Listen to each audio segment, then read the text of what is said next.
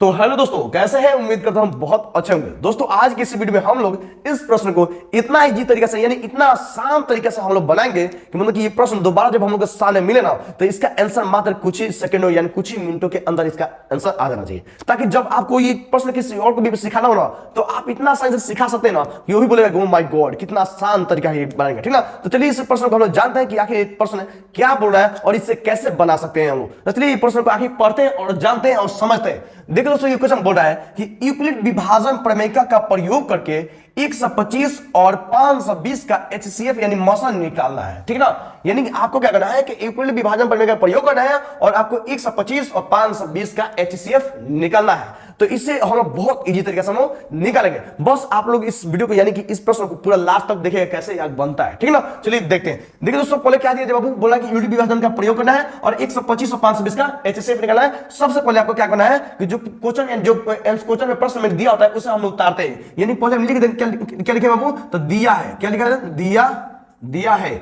अब मैं एक चीज आप लोग बताता हूं कि यहाँ पर ए और बराबर में देखो, यहाँ पर ए और बी बराबर रखना है। क्या रखना है? तो देखो दो संख्या इस तरह के प्रश्न में दिया जाएगा। ठीक ना, और उसमें से जो 12 होगा ना, जो 12 वाला संख्या होगा उसको ए बराबर मानेंगे। यानी कि देखो 125 तो 520 में बड़ा क्या है तो 520 है, यानी 12 वाला को हम ए बराबर मानेंगे, यानी 520 को ए बराबर मानेंगे और बी बराबर क्या हो जाएगा जी, तो 125 हो जाएगा। ठीक है ना, आपको पता चल गया ना जी। आप लोग को एक बात ध्यान रखना है कि जब भी इस तरह के प्रश्न मिले तो आपको मतलब कि ए और बी बराबर मानना है। यानी कि ए बराबर जो बड़ा वाला संख्या होगा, नंबर होगा, उसको रखना है और जो बी बराबर जो छोटा होगा उसको रखना है। उसके तुरंत बाद आपको क्या करना जी, तो यहाँ पर यूक्लिड विभाजन प्रमेय का प्रयोग करना है। तो यहाँ पर लिख देना बाबू कि यूक्लिड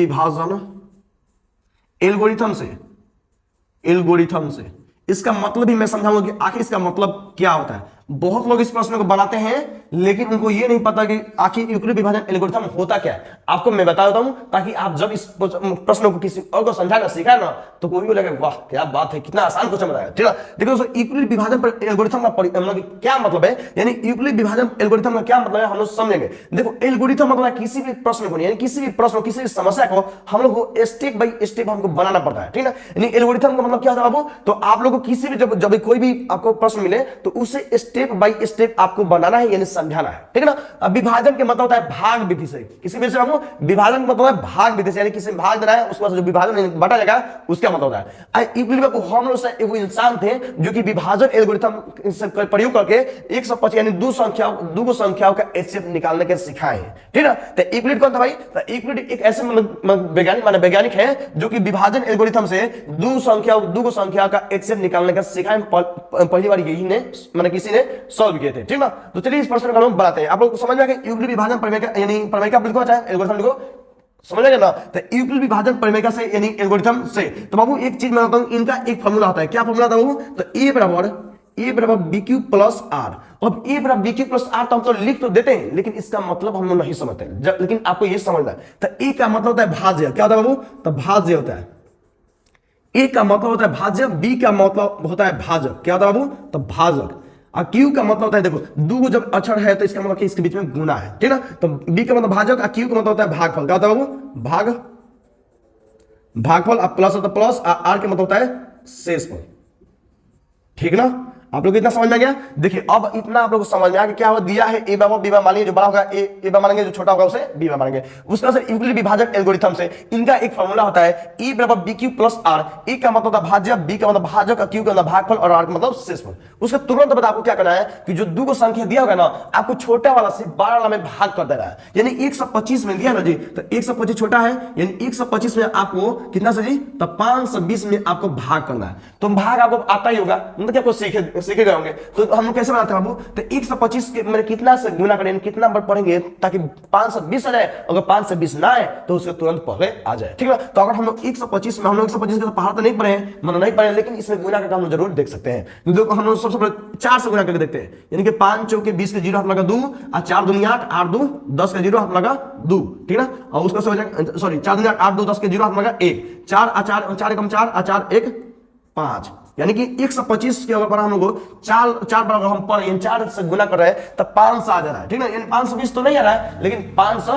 आ जा रहा है। तो यानी कि अगर हम लोग 4 से 125 के बराबर 4 बार हम 125 में 4 से गुना करते हैं तो 500 हमारा आ जा रहा है, ठीक ना, 500 हमारा आ जा रहा है। तो भाग में आपको पता है घटाते हैं तो 0 में से 0 तो 0 हो जाएगा ना जी। उसके 2 में से 0 तो 2 हो जाएगा। अब 5 में से 5 तो 0 मतलब क्या हो जाएगा, कट्टा हो जाएगा, ठीक ना। लेकिन इन्होंने एक बात कहा था भाई कि जब तक आर का मान मतलब कि 0 ना जाए, यानी कि जब तक आर का मान 0 ना जाए तब तक आपको भाग की प्रक्रिया को आपको आगे बढ़ाते रहना है। यानी कि इन्होंने आर का मान 0 लाना है। आर का मतलब क्या होता है, शेषफल का मान 0 लाना है। तो लेकिन देख रहे हैं कि यहाँ शेषफल के तो 20 आया है ना जी। तो यानी आपको इसमें एक बात ध्यान रखना है कि आर के मान यानी शेषफल जब तक 0 यानी पूर्णतः से कट न जाए तब तक आपको भाग प्रक्रिया को मतलब कि बढ़ाते रहना है, आगे में बढ़ते रहना है। तो 20 तो बच गया है, तो हम लोग क्या करेंगे आगे, पहले इससे हम लोग बनाते हैं, ठीक ना। तो ये देखो यहाँ पर भाज्य क्या है बाबू, तो देखो यहाँ पर इस मतलब कि इस सूत्र पर हम लोग सजा देते हैं। तो इसमें आप लोग को पता है कि ये वाला भाज्य होता है, जो बीच में होता है वो क्या होता है बाबू, भाज्य होता है, ठीक ना। और जो यहाँ पे होता है उसे हम बोलते हैं भाजक। क्या बोलते हैं बाबू, भाजक। और जो यहाँ जो मिलता है हमको तो होता है भागफल, और जो बचता है ना वो होता है शेषफल। आपको इस प्रश्न मतलब कि इस सूत्र पर आपको इसको सजा देना है। तब भाज्य क्या है बाबू, तो 520 से बराबर भाजक क्या है बाबू, तो 125 से गुना तो गुना, भागफल क्या बाबू, तो 4 है, अब प्लस तो प्लस, शेषफल क्या बाबू, तो 20 है। यानी कि हम लोग का आंसर यानी आर का मान 0 नहीं आया है। तो आप लोग को भाग प्रक्रिया को आपको बढ़ा देना है, यानी 20 है ना, तो फिर इसको इस घेर देना है, और जो यहाँ भाजक था आपको यहाँ पर उठा कर ला देना है, यानी 125। और फिर देख रहे हैं यहाँ पर दूसरा भाग हो रहा है, यानी कि 20 में 125 से भाग करना है। तो 20 के पारा हम लोग 5 में पढ़ेंगे तो 20 5 100 हो जाएगा। लेकिन और 20 6 120 हो जाएगा ना जी। तो 20 6 120 हो जाएगा। यानी कि अगर 20 में अगर हम 6 से गुना करते हैं तो 120 आ जाता है। यानी हम देख रहे हैं 120 आ जा रहा है। तो 5 में 0 तो 5 हो जाएगा, 2 में से 2 जाएगा, 0 मतलब कट्टा हो जाएगा, 1 में से देता हूं कट्टा हो जाएगा। यानी इसको भी हम लोग सजा देते हैं। यानी भाज्य, वहां पर भाज्य के मान क्या है बाबू, तो बीच वाला यानी भाज्य होता है, पता है लोगों को। देखो यहाँ पर समझाया, तो बीच वाला भाज्य यानी कि 125 बराबर। अब देखो भाज्य के मान क्या है बाबू, यहाँ पे तो 20 हो गया यहाँ पर।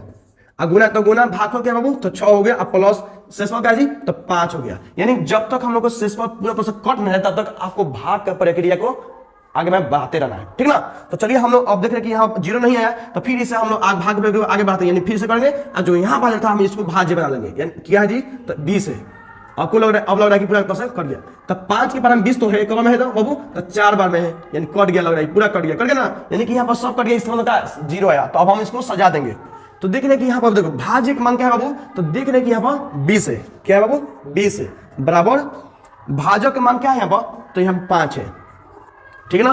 गुना तो गुना, देखो यहाँ पर भागफल का मान क्या है बाबू, तो 4 है, अब प्लस का प्लस, शेषफल का मान क्या है बाबू, तो कुछ नहीं तो क्या है, तो 0 है। तो मैं आप लोगों को शुरू में ही बताया था कि आपको तब तक इसके भाग का तब तक आगे बढ़ना है जब तक शेषफल का मान यानी 0 ना जाए, तब तक जब तक पूरा तरह से कट ना जाए। देख रहे हैं यहाँ पर पूरा तरह से कट गया ना जी। तो आपका आंसर यहाँ पर 0 आ गया। तो अब हम इसमें देखेंगे आखिर एचसीएफ क्या होता है। तो मैं आप सबको बता दूं, जो लास्ट में 0 जिसमें आ जाए ना, तो उसमें जो 1 2 3 नंबर होगा वो आपका एचसीएफ होगा। यानी कि जो भाजक के मान होगा, जो बी के मान होगा, वही हमारा एचसीएफ होता है। तो इसमें बी के मान यानी कि भाजक का ना है बाबू, तो 5 है, तो यानी कि ये वाला 5 है, तो लिख देना बाबू। अतः हमारा आंसर आ गया। अतः क्या जी, तो 125